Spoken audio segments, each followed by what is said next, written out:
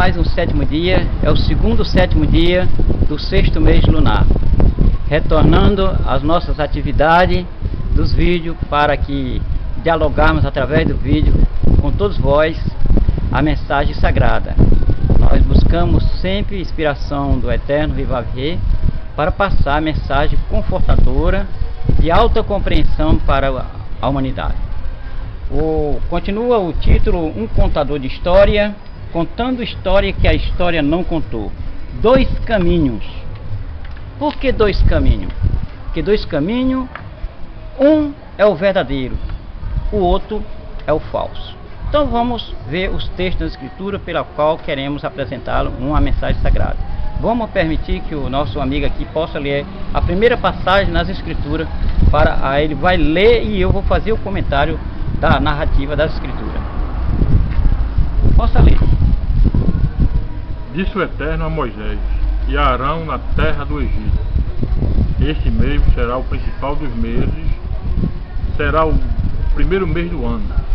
Falai a toda a congregação de Israel, dizendo: Aos 10 deste mês, cada um tomará para si um cordeiro, segundo a casa dos pais, um cordeiro para cada família. Mas, se a família for pequena, para um cordeiro, então, convidará ele o seu vizinho mais próximo, conforme o número das almas, conforme o que cada um puder comer. Por aí calculareis quantos bastem para o cordeiro. O cordeiro será sem defeito, macho de 1 ano. Podereis tomar um cordeiro ou um cabrito, e o guardareis até o 14º dia deste mês. E todo o ajuntamento da congregação de Israel o imolará no crepúsculo da tarde. Tomarão do sangue e o porão em ambas as ombreiras e na veiga da porta, nas casas em que o comer. Naquela noite comerão a carne assada no fogo, com pães asmos e ervas amargas a comerão. Não comereis do animal nada cru. Amigo, você vê aqui uma explanação do fato ocorrido na saída de um povo do Egito. O que eu achei interessante em todo esse pequeno comentário, frisa uma situação muito interessante. Ele fala de um cordeiro de 1 ano sem mancha, e diz que esse cordeiro deveria ser pego ao 10º dia do mês, daquele primeiro mês, e no 14º dia ele seria imolado no crepúsculo da tarde. Formulo aqui uma pergunta interessante: que hora é realmente o crepúsculo da tarde? É ao meio-dia, metade da tarde ou ao pôr do sol? Garanto que nessa explanação deste comentário hoje, qualquer dúvida a respeito disso será esclarecida, porque nós vamos esclarecer, trazer a clareza do conhecimento da verdade presente, o que está escrito nas Escrituras. Vamos ver mais uma outra narrativa nas Escrituras, que vai ser lida de novo pelo nosso amigo aqui. 7º dia de descanso solene vos será, então afligireis a vossa alma. Aos 9 do mês, de uma tarde a outra, celebrareis o vosso 7º dia. Bom, pôr do sol é uma coisa, é um estado físico de um final de um dia. Já o crepúsculo é outro estado físico que pertence ao dia, mas ainda não é o final do dia. Quando ele frisa aqui de uma tarde a outra tarde, significa que há uma tarde que aproxima-se ao pôr do sol. Após acontecer o pôr do sol, continua uma tarde, mas não é mais aquela tarde pertence ao dia seguinte. Agora vamos lembrar que o animal iria ser imolado no crepúsculo da tarde. Aquele dia era um 6º dia da 2ª semana do primeiro mês lunar. Era o dia 14, que era o 14º dia. No dia 15 seria o 7º dia. Então o animal foi imolado na metade da tarde, por volta das 3 horas, que equivale à hora 9ª nas Escrituras. Teve tempo para prepará-lo a carne do cordeiro assado para ser degustado após o pôr do sol, que já era a noite do dia 15. Nós podemos confirmar isso aí com categoria de conhecimento. Nós encontramos essa passagem em número 28, do versículo 16 e 17.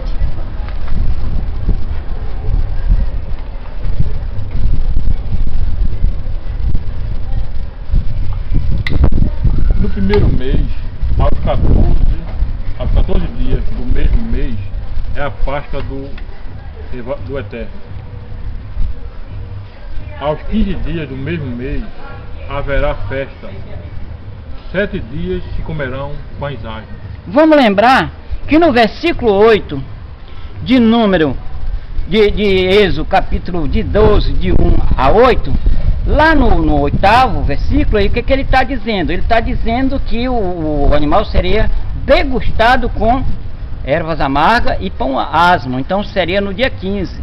Então o animal seria imolado na tarde do dia 14 e na noite do dia 15, logo após o pôr do sol, que era começava a festa dos pães asmos, eles comiam com pães asmos e ervas amargas. Então significa que aquela noite não pertencia à noite do dia 14, mas à noite do dia seguinte, que era do dia 15. Continuemos. É número, né? É. Número 28, de 11 a 14.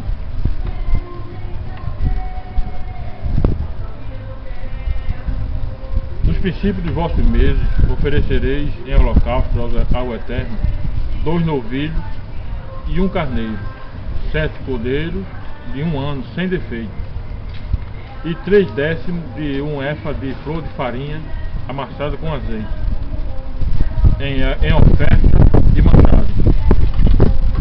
Para 1 novilho, 2/10 de flor de farinha amassada com azeite, em oferta de manjares para 1 carneiro, e 1/10 de flor de farinha amassada com azeite, em oferta de manjares para 1 cordeiro. É o holocausto de aroma agradável, oferta queimada ao Eterno. As suas libações serão a metade de 1 hin de 1 vinho para 1 novilho, e a terça parte de 1 hin para 1 carneiro, e a quarta parte de 1 hin para 1 cordeiro. Este é o holocausto da lua nova de cada mês, por todos os meses do ano. Bom, uma história muito bonita, mas eu posso dizer categoricamente que aí era uma profanação, porque a lua nova é dia de festa, não para matança de animais e nem degustação da carne. Isso aí já é uma profanação. Na sequência eu vou mostrar a vocês aonde o Criador rejeita essa festa. Agora vamos lembrar o seguinte: na nova terra ele afirma que tanto no 7º dia como na lua nova estarão diante do Criador. Se na nova terra não haverá abate de animais, como ficou a situação daqueles que vinham habitualmente abatendo os animais fora da festa pela qual o Criador reivindicava, o Revavirê, que era a festa do dia 14 do primeiro mês? Ele estava abatendo as outras festas. E o que tem o boi com a morte do Salvador? O cordeiro, sim, que nós vamos seguindo, vamos ver as passagens que está o antípono sendo realizado para os acontecimentos que vindouro que havia de vir, que seria o tipo, que seria o próprio Salvador. Mas boi não tem nada a ver. Eles criaram essas festas para o bel prazer do paladar e degustação. Os judeus fizeram isso, mas isso já era uma profanação. O Criador não aceitava isso, o Revavirê nunca aceitou. Entendeu? E se algum deles hoje estão praticando, estão pecando contra o Criador, pecando contra a lei dos mandamentos, que diz não matarás. Então eles estão matando. Se estão matando, estão praticando, porque não aceitaram o Salvador que veio na profecia. Continuemos novamente a narrativa da Escritura. Isaías 1, 18 e 19. Vinde, pois, e arrazoemos, diz o Revavirê, ainda que os vossos pecados sejam como a escarlate, eles se tornarão brancos como a neve, ainda que sejam vermelhos como o carmesim, se tornarão como a lã. Se quiseres e me ouvires, comereis o melhor desta terra. As duas passagens, o que eu acho interessante, é que uma fala de um convite de arrependimento e a outra lhe oferece condições para você decidir de que lado você quer estar. Ele disse, se você quer comer o melhor dessa terra, então o melhor dessa terra é e será ainda a fonte vegetal, e não os animais.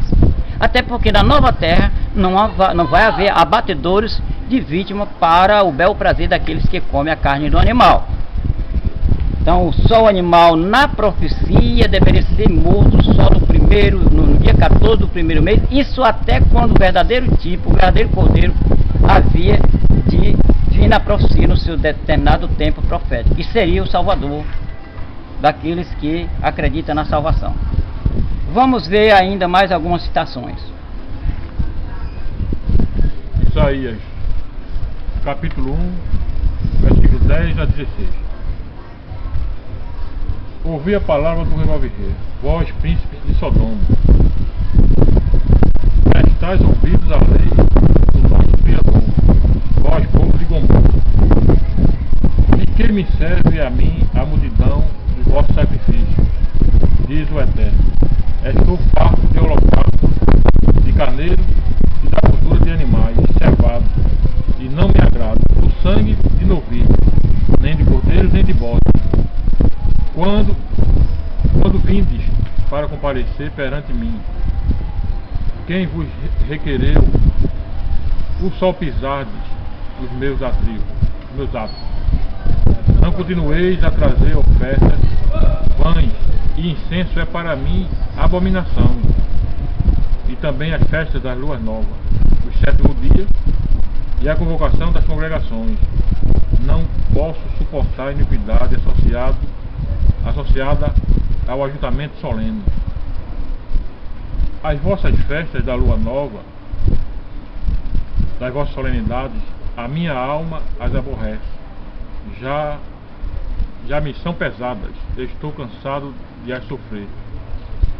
Pelo que quando estendeis as mãos, escondo de vós os olhos. Sim, quando multiplicais as vossas orações, não as ouço, porque as vossas mãos estão cheias de sangue. Levantai-vos, purificai-vos, tirai a maldade dos vossos atos. Levantai-vos e purificai-vos, tirai a maldade dos vossos atos, de diante dos meus olhos. Cessai de fazer o mal. Amigos, observai uma coisa. A festa da lua nova era e ainda é sagrado. Os atos de matança de animais foi o que o Criador aborreceu. Ele disse, não vos aceito as vossas luas novas, nem os vossos sétimo dia. Mas eram as luas novas ou a prática da matança e da ganância por comer a carne dos animais? Era a ganância, os sacrifícios animais que o Criador que não aceitava. Daqueles que no dia solene, dia sagrado, eles estavam profanando. Muitos estão aí distorcendo essa narrativa, dizendo que o Criador não aceita a lua nova, nem sabe. Ele não aceitou daqueles que estavam pecando na lua nova, como no sétimo dia. Como hoje, quem fizer levianamente o sétimo dia e a lua nova, fazendo o que não é correto também, ele rejeita. E rejeitava até as orações também dele. Como rejeitou até as orações dele. Por quê? Porque o sétimo dia e a lua nova estarão na nova terra que ele vai reedificar, que ele vai fazer. Significa que a lua nova e o sétimo dia era rejeitado daqueles que naquele determinado dia sagrado estavam profanando, matando animais para degustar no seu bel prazer. Continuemos novamente o assunto. Isaías 52, 7 e 8. Que formosos são sobre os montes os pés do que anuncia as boas novas, que faz ouvir a paz, que anuncia coisas boas, que faz ouvir a salvação, que diz a Sião, o teu eterno reino. Eis o grito dos teus atalaias, eles erguem a voz, juntamente exaltam, porque com os seus próprios olhos distintamente veem o retorno do eterno a Sião. Então eu quero dizer para vocês, a vitória dos santos é aqueles que obedecem. Então todo aquele que obedece à palavra, então as orações serão atendidas. Mas daqueles que desobedecem a palavra, jamais será atendida os seus rogos, os seus pedidos, entendeu? Então eu vou recapitular mais uma vez o que foi dito aqui. Agora o que farei eu aqui? Diz então Revavirê, visto ter sido meu povo levado sem preço, os seus tiranos sobre eles dão uivo, dizendo, o meu povo, o meu nome é blasfemado incessantemente todos os dias. Agora, por que ele disse isso? Porque tão certo a verdade do Criador, eles não estavam obedecendo. Quando os mandamentos foram escritos em tábuas de pedra lavrada e entregue, houve um tempo que eles esconderam essas pedras e fizeram papiro. No lugar do nome do Criador, colocou o nome de profanação, que era o Marduk, e o tratamento da Marduk, que é a palavra Senhor, que equivale a Baal. Ele estava lendo papiro, não estava mais apresentando o que estava escrito com o próprio dedo do Criador nas tábuas de pedra que foi dada a Moisés. Por isso que o Criador não intercedeu por ele. O Revaia não intercedeu por ele porque não estava mais anunciando o próprio nome dele. E ele fez promessa, dizendo, por isso meu povo saberá, portanto, naquele dia saberá o meu nome, a quem eu falo, eis-me aqui. Então, aqueles tempos que foi tirado o nome do eterno Criador Revavé, foi restabelecido pelo mensageiro que nasceu aqui, de uma virgem, que foi o que veio trazer a redenção para o homem, mostrar o caminho da redenção. E no nosso dia está se cumprindo as profecias, não só esse fato e outras profecias que está escrito aqui, que logo nós iremos ver as citações. Vejamos mais outra passagem da Escritura.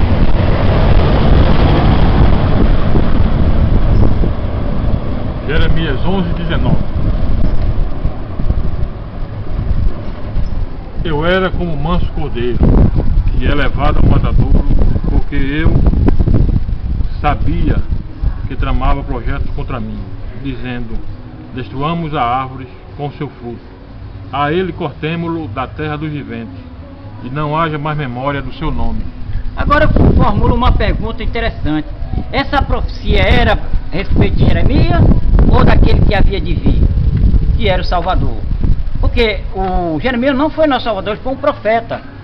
Se o Antipo, que era o animal que foi imolado na saída do Egito, que era o cordeiro de um ano sem mácula, sem mancha, esse cordeiro era o Antipo que ia dar continuidade o sacrifício do cordeiro, até que o verdadeiro cordeiro, que era o Salvador, haveria de vir.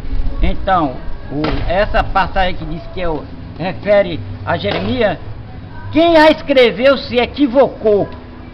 Seja lá quem foi ele que a escreveu na escritura, se equivocou, porque o Jeremias jamais foi Salvador da humanidade. Então aí refere-se ao Salvador, que havia de vir. E diz ainda mais, que ele seria morto, seu nome também seria tirado. Também foi falado de uma planta, de uma árvore, essa árvore é a videira, lá onde ele diz, lá na frente, ele diz, eu sou a árvore, eu sou a videira verdadeira e meu pai é agricultor. Então, a passagem aí, que refere ao cordeiro, refere-se ao Salvador, e não a Jeremias, que equivale ao cordeiro do primeiro sacrifício na saída do Egito. Vejamos mais outra passagem, amigos. Lucas 23:44.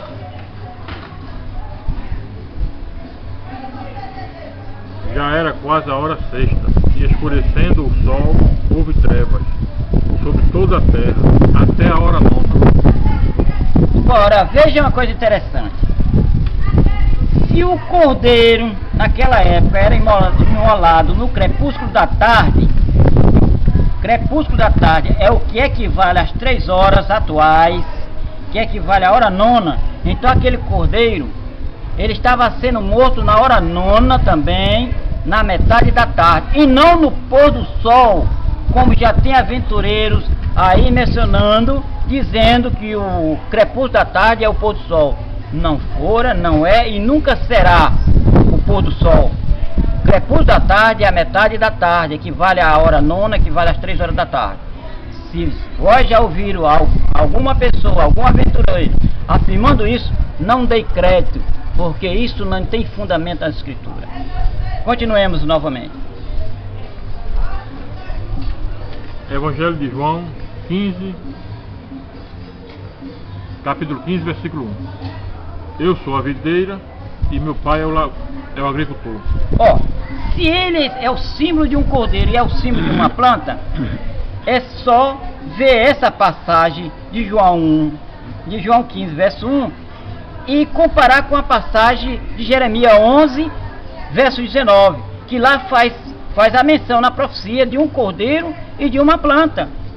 Diz que era o cordeiro e diz também que era uma planta. E diz: cortemo-lo da terra dos viventes, que não haja mais memória do seu nome, que significaria que eles matariam e não queria que fosse mais anunciado o nome dele. É por isso que a maioria dos povos atuais não sabe o verdadeiro nome, estão só usando nome, fantasia, título que não tem nada a ver com o Salvador. Vejamos mais outra citação sagrada. Atos 4:17. Mas, para que não haja maior divulgação entre o povo, ameacemos-los para não mais falarem neste nome, a quem quer que seja. Ora, vamos lembrar que a profecia de Jeremias, escrita lá naquela época, que o personagem que é simbolizado por um cordeiro, por uma planta, seria morto, seria cortado da terra dos vivos, seria morto, e não era mais para ser lembrado do seu nome, não houvesse mais o seu nome. É tão certo que os discípulos que a seguiram ele nos seus ensinamentos continuaram anunciando no nome do Salvador. Eles eram o quê? Proibido de continuar anunciando o nome do Salvador, cumprindo a profecia lá da passagem de Isaías capítulo 11, versículo 19. Veja se tem mais passado. Então, amigos, nessa conclusão, eu quero dizer uma coisa para vocês, muito interessante. Aqui tem dois caminhos. Dá a impressão que eu falei tem nada de dois caminhos, mas tem. Sabe por que tem? Porque esses dois caminhos representam a graça e a desgraça. Pois quem não conhece as Escrituras, não conhece as profecias, quem nega a eficácia dos mandamentos, dos 10 mandamentos, esses estão em plena desgraça. Só está na graça aquele que um dia é chamado para o arrependimento, arrepender dos pecados, vê que os mandamentos é para viver, praticar, se santificar, para que só desta forma possa ser considerado alguém que está na graça. Alguém que diz que está na graça, mas porém não está na graça, que está quebrando mandamento, então sabemos que esses aí estão na graça. Pode formular uma pergunta. O Salvador veio na Terra para ensinar, para dar salvação ou para ensinar o arrependimento? Salvador não veio oferecer salvação. A salvação está condicionada à nossa maneira de viver em santificação. Se nós continuarmos santificando, quando nós morremos, morre um santo e ressuscitamos para ver a eternidade. A salvação é ganha na ressurreição, na primeira ressurreição. O Salvador veio nos mostrar que deveríamos nos arrepender do nosso pecado, até porque ele afirmou dizendo: vós me ama, se vós me ama, guarda os meus mandamentos, porque eu tenho demonstrado o meu amor através dos mandamentos ao meu Pai. Então ele disse: aquele que me ama, guarda os meus mandamentos, como tenho guardado os mandamentos do meu Pai. Ele veio ensinar as pessoas a se arrepender dos seus pecados, guardar os mandamentos, para viver em plena graça, morrer na graça, restar na graça, para viver na eternidade. Ele não veio salvação, a salvação está condicionada à obediência aos mandamentos. O Salvador veio ensinar arrependimento. E eu digo hoje: arrependei-vos, arrependei-vos, todos aqueles que estão ouvindo o vídeo, dos vossos pecados. Os vossos pecados é a violação dos mandamentos, da lei da liberdade, que é os mandamentos. Para isso se encontra na epístola de João, capítulo 1, verso 3, que diz que o pecado é a transgressão da lei. Todo aquele que diz que está na graça e diz que a lei passou, esse é mentiroso, com ele não tem a verdade, não dei crédito.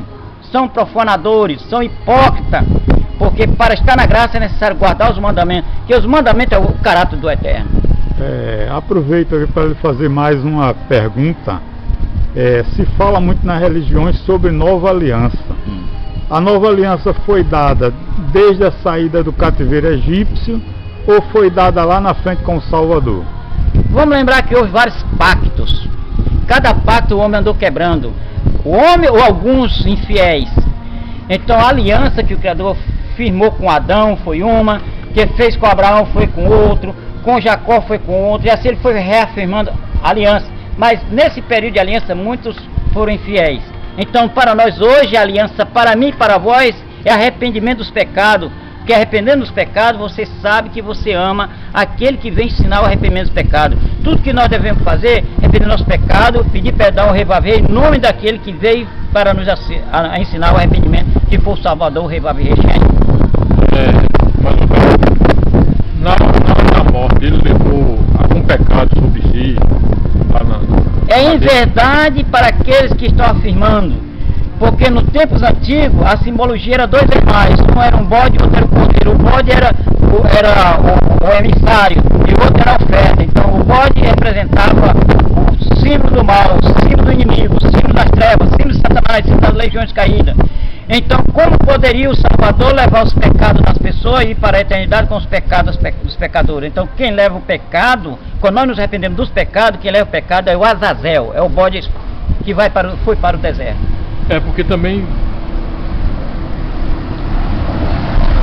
tinha que ser, no caso, um cordeiro sem defeito. Se ele levasse pecado de alguém, estava maculado com os pecados dele. Então quando alguém se arrepende dos seus pecados, os seus pecados são passados para o autor daquele que levou a você a pecar.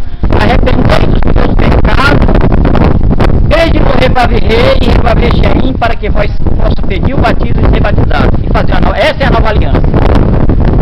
Ali fazendo mais uma pergunta, a religião cristã, os membros da religião cristã, seja católico, seja protestante, eles usam muito um termo lavado no sangue.